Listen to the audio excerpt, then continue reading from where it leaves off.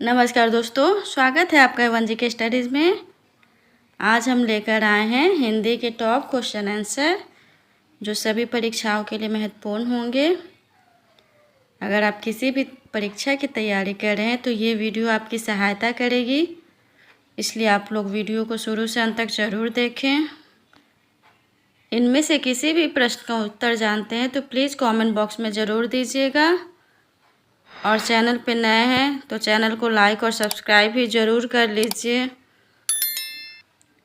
चलिए आगे बढ़ते हैं। आज का आपका पहला सवाल है, मुख होई वाचाल पंगु चढ़ई गिरिवर गहन, जासु कृपा सो दयाल द्रऊ सकल कली मल गहन। प्रस्तुत पंक्ति में कौन सा छंद है? आपके ऑप्शन से ए सोरठा, बी चौपाई, सी दोहा, डी बरवै। सही जवाब ऑप्शन ए सोरठा। सोरठा मात्रिक छंद है। इसके विषम चरणों में 11-11 मात्राएं और सम चरणों में 13-13 मात्राएं होती हैं। चलिए आगे बढ़ते हैं। अगला सवाल है, कौन सी वर्तनी शुद्ध है? इनमें से बताइए विशेष की कौन सी वर्तनी शुद्ध है? जवाब दीजिएगा। सही जवाब है ऑप्शन ए विशेष। अगला सवाल है, मैथिली शरण गुप्त ने नहीं लिखा है। इनमें से कौन सी कृति मैथिली शरण गुप्त की नहीं है? आपके ऑप्शन से ए साकेत, बी कामायनी, सी जयद्रथ वध, डी यशोधरा। सही जवाब ऑप्शन बी कामायनी। कामायनी जयशंकर प्रसाद की रचना है। यह हिंदी भाषा का महाकाव्य है। कामायनी महाकाव्य साल 1936 में प्रकाशित हुआ था। अगला सवाल, चौराहा शब्द में कौन सा समास है? चौराहा शब्द में कौन सा समास है? आपके ऑप्शन से ए द्विगु, बी द्वंद्व, सी तत्पुरुष, डी बहुव्रीहि। सही जवाब है ऑप्शन ए द्विगु। चौराहा शब्द का समास विग्रह करने पर 4 राहों का समूह होता है।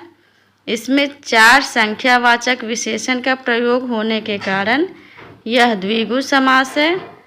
जिस समास का पहला पद संख्यावाचक विशेषण होता है उसे द्विगु समास कहते हैं। अगला सवाल है, बिना पढ़ा हुआ अंश वाक्यांश के लिए एक शब्द क्या होगा? आपके ऑप्शन हैं ए अपठित, बी अपभ्रंश, सी मौलिक, डी अपठनीय। सही जवाब ऑप्शन है अपठित। अगला सवाल, वर्णों के उस समूह को जिससे कोई निश्चित अर्थ निकलता हो क्या कहा जाता है? आपके ऑप्शन से ए शब्द, बी वर्ण, सी वर्ण समूह, डी वक्तव्य। सही जवाब ऑप्शन ए शब्द। वर्णों के उस समूह को जिससे कोई निश्चित अर्थ निकलता है उसे शब्द कहते हैं। अगला सवाल है, तरनी तनुजा तट तमाल तरुवर बहु छाय में कौन सा अलंकार है? आपके ऑप्शन से ए अनुप्रास, बी यमक, सी उत्प्रेक्षा, डी उपमा। सही जवाब है ऑप्शन ए अनुप्रास। जब किसी काव्य में किसी वर्ण की आवृत्ति बार बार होती है वहाँ अनुप्रास अलंकार होता है। इस पंक्ति में त वर्ण की आवृत्ति बार बार हुई है। अगला सवाल, वह थोड़ा बीमार है। इस वाक्य में थोड़ा में कौन सा क्रिया विशेषण है? आपके ऑप्शन से ए परिमाणवाचक, बी कालवाचक, सी स्थानवाचक, डी रीतिवाचक। सही जवाब ऑप्शन है परिमाणवाचक। जिन शब्दों से क्रिया का परिमाण नाप तौल संबंधी विशेषता प्रकट होती है उन्हें परिमाणवाचक विशेषण कहते हैं। जैसे इतना, उतना, क्रिया, जितना, थोड़ा, अधिक आदि। आगे बढ़ते हैं। अगला सवाल है, नई कविता पत्रिका का प्रकाशन कहाँ से आरंभ हुआ? आपके ऑप्शन से ए इलाहाबाद, बी लखनऊ, सी कलकत्ता, डी दिल्ली। बताइए नई कविता का प्रकाशन कहाँ से आरंभ हुआ था? सही जवाब ऑप्शन ए इलाहाबाद। नई कविता पत्रिका का प्रकाशन इलाहाबाद, जो अब प्रयागराज है, से शुरू हुआ था। साल 1954 में इसकी शुरुआत हुई थी। इस पत्रिका के संपादक जगदीश गुप्त, रामस्वरूप चतुर्वेदी और विजय देव नारायण शाही थे। अगला सवाल है, अयोगवाह किसे कहा जाता है? अयोगवाह किसे कहा जाता है? आपके ऑप्शन से ए विसर्ग को, बी महाप्राण को, सी संयुक्त व्यंजन को, डी अल्प प्राण को।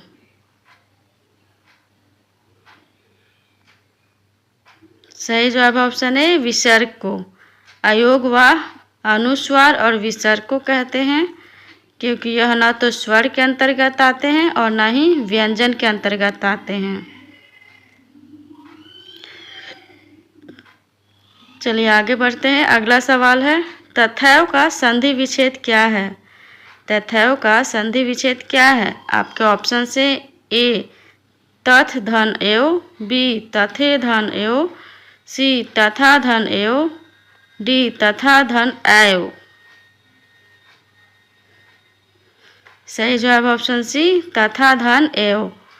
तथैव का संधि विच्छेद है तथा धन एव। इस शब्द में वृद्धि स्वर संधि है। जब किसी शब्द के बीच में बड़ी ए और औ की मात्रा आए तो वहाँ वृद्धि संधि होता है। अगला सवाल, कर्म कारक का चिन्ह क्या होता है? कर्म कारक का चिन्ह इनमें से कौन सा है बताइए। आपके ऑप्शन से ए ने, बी से द्वारा, सी को, डी को के लिए।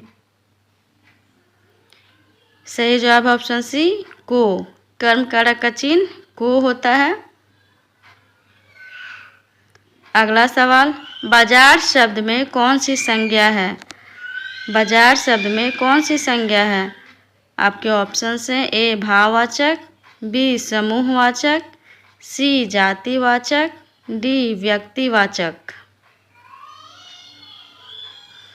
सही जवाब ऑप्शन सी जातिवाचक। अगला सवाल है, मुख्य क्रिया के अर्थ को स्पष्ट करने वाली क्रिया को क्या कहते हैं? आपके ऑप्शन से ए सहायक क्रिया, बी प्रेरणार्थक क्रिया, सी नामबोधक, डी नाम धातु। जवाब दीजिएगा। सही जवाब ऑप्शन है सहायक क्रिया। मुख्य क्रिया के अर्थ को स्पष्ट करने वाली क्रिया को सहायक क्रिया कहते हैं। जैसे वह घर जाता है, यहाँ जाना मुख्य क्रिया है और है सहायक क्रिया है। अगला सवाल, स्तुति का विलोम शब्द क्या है? स्तुति का विलोम शब्द क्या है? आपके ऑप्शन से ए निंदा, बी घृणा, सी प्रेम, डी वंदना।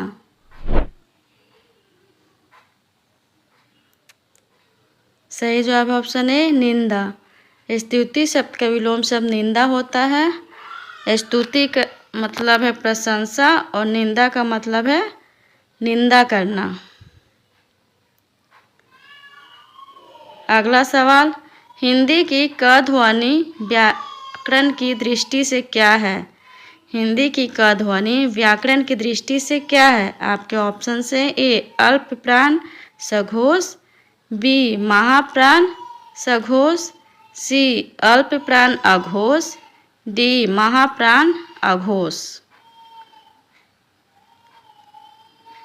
सही जवाब ऑप्शन सी अल्प प्राण अघोष।